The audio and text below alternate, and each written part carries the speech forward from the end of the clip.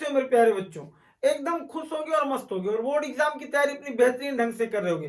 तो आज हम लोग बेटा ये जानेंगे कि हिंदी में कैसे हम 70 में 70 नंबर पाएं, यानी हम कौन कौन से चैप्टर पढ़ें, कम से कम समय में कौन कौन से चैप्टर का रिवीजन करें जिससे मेरे एक भी नंबर ना छूटें और हम पूरे नंबर अचीव कर लें।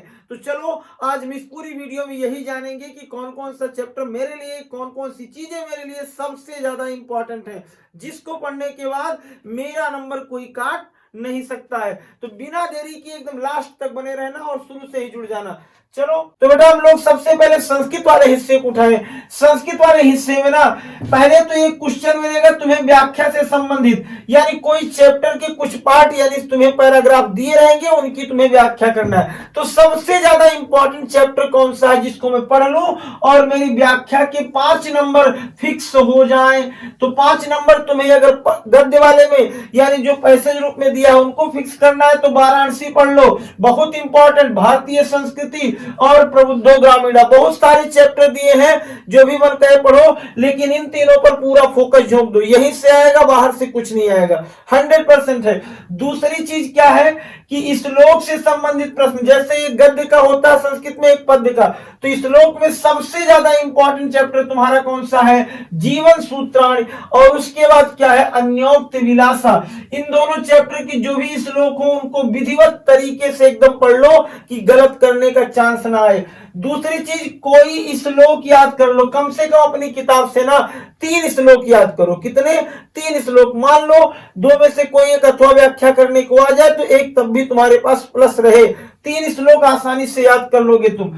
अगली बात आती है ना कि संस्कृत वाली किताब की क्या, संस्कृत वाली किताब के प्रश्न।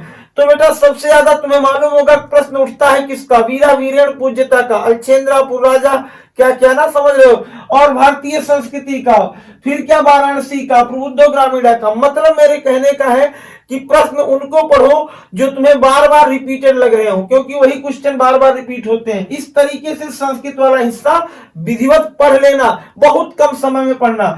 अब देखो इस गद्य वाले खंड पर आ जाओ। गद्य वाले खंड में क्या होता है?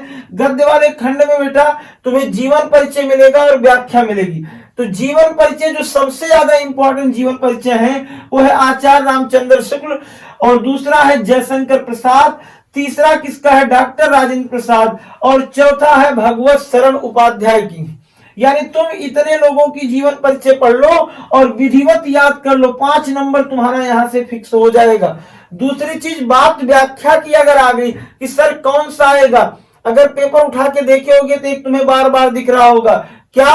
कुसंग का जो सबसे भयानक होता है। मित्रता चैप्टर बहुत ज्यादा इंपॉर्टेंट है बेटा व्याख्या के लिए, जयशंकर आचार्य रामचंद्र शुक्ल द्वारा लिखित। जयशंकर की ममता भी इंपॉर्टेंट है। भारतीय संस्कृति, अजंता और ईर्ष्या तू ना गई मेरे मन से, इन चैप्टरों से क्या आता है? व्याख्या के लिए। तो जीवन परिचय के लिए आचार्य रामचंद्र शुक्ल, जयशंकर, डॉक्टर राजेंद्र, भगवत शरण उपाध्याय, और व्याख्या के लिए मित्रता, ममता, संस्कृति, अजंता, ईर्ष्या तू न गई मेरे मन से। कैसे समझोगे? अगर बात मित्रता की है, मान लो तुम्हें याद नहीं है तो कैसे जानोगे? अगर मित्रता की बात कहीं आए, कहीं भी मित्र से संबंधित कोई प्रश्न है, जान लो मित्रता है।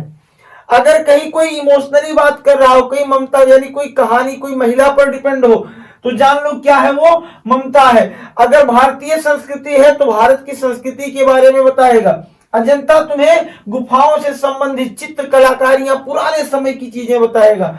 और ईर्ष्या जो है वो हमेशा कहीं ना कहीं तुम्हें दे देगा, ईर्ष्या ये है, ईर्ष्या वो है, करना नहीं चाहिए, करना क्या क्या। इससे रिलेटेड से तुम तुक्का मार के जान लेना कि कौन सा चैप्टर है। चलो अब आ जाओ पद्य वाले खंड पर। किस पर? पद्य वाले खंड पर। देखो एक तुमने सुना होगा, सर जी ने बताया होगा कि क्या, कि सूर तुलसी बिहारी जिनसे बोर्ड परीक्षा हारी। तो यानी सूरदास का जीवन परिचय, तुलसीदास का और बिहारी का रसखान का, इन चारों का जीवन परिचय बढ़िया से एकदम विधिवत तरीके से, और अगर याद हो सकेगा तो राम नरेश त्रिपाठी और माखनलाल चतुर्वेदी का भी पढ़ लेना, लेकिन इन चारों का तो एकदम 100% जीवन परिचय तैयार करो। दूसरी चीज, अगर इनकी व्याख्या की बात आए तो सूरदास के पद की, तुलसीदास के धनुष भंग की, रसखान के सवैया की, बिहारी के नीत की, राम नरेश त्रिपाठी के स्वदेश प्रेम की बढ़िया से व्याख्या पढ़ लो, माखनलाल चतुर्वेदी की पुष्प की अभिलाषा, और सुभद्रा कुमारी चौहान की एक रचना है झांसी की रानी वाला, इसको इतना व्याख्या पढ़ लो। अभी समय है, मन चित से झोंक दो पूरी ताकत अपनी, आराम से एक दिन में तुम्हें ये सारे क्वेश्चन कंप्लीट हो जाएंगे। इतना एक बार स्क्रीनशॉट ले लो, तब तुम्हें बताऊं निबंध कौन सा इंपॉर्टेंट है, पत्र लेखन कौन सा पढ़े और सारी चीजें। अब आ जाओ बेटा अपने निबंध वाले पोर्शन पे। निबंध वाले में मैं तुम्हें केवल 5 निबंध बता रहा हूं, इन 5 निबंध में से एक ना एक जरूर आएगा, क्योंकि ना तुम लोगों को बहुत सारे जब निबंध मिलते हैं तो समझ में नहीं आता कि हम कौन सा पढ़ें, कौन सा मेरे बोर्ड के लिए ज्यादा इंपॉर्टेंट हो। तो देखो, अगर इन 5 को एक बार तुम सरसरी निगाह से देख लोगे तो 100% है कि इनमें से कोई भिड़ेगा। और एक चीज जान लो कि अगर तुम्हें ये लगेगा कि मतलब तो एकदम अलग आया है, तो तुम क्या लिखोगे, अपने आप से थोड़ा सा दिमाग लगाना, टॉपिक टू टॉपिक बना करके लिख देना, आ जाएगा, उससे भी नंबर लगभग मिल जाते हैं।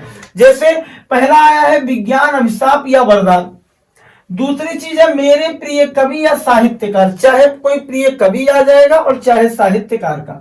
अगला भारत में भ्रष्टाचार की समस्या पर, बेरोजगारी की समस्या पर और प्रदूषण पर, इतने पर तुम लोग क्या करना, निबंध याद कर लेना। रही बात पत्र लेखन की, तो पत्र लेखन में अपने प्रधानाचार्य से छात्रवृत्ति के लिए क्या लिखना है, पत्र लिखना है, इसको पढ़ लेना। बार बार जानते हो कि ये कई बार पूछा गया है। अगला है उन्हीं से ही खेल कूद की सामग्री के लिए पत्र लिखना कि मेरी क्लास के लिए, मेरे बच्चों के लिए, मेरी टीम के लिए क्या है, खेलकूद की सामग्री नहीं है, इसके लिए पत्र लिखोगे, कैसे आएगी। तीसरा एक है कि अपने गली मोहल्ले में अधिकारी को पत्र लिखो कि सफाई की व्यवस्थाएं क्या है, गड़बड़ हो चुकी हैं। बात समझ में आई। और अगला क्या है कि परिवहन निगम को पत्र लिखो कि चालक जो तुम्हारा बस ड्राइवर है उसका अनुचित व्यवहार है। इस तरीके से ये सारे क्वेश्चन तुम पढ़ लेना। रही बात, अब तुम सोच रहे होगे कि सर हिंदी साहित्य का इतिहास आप नहीं बताए, व्याकरण, तो इसके लिए मैं अलग से वीडियो डाला हूं, वहां जाकर के विधिवत एक ही वीडियो में पूरा व्याकरण समाप्त कर देना।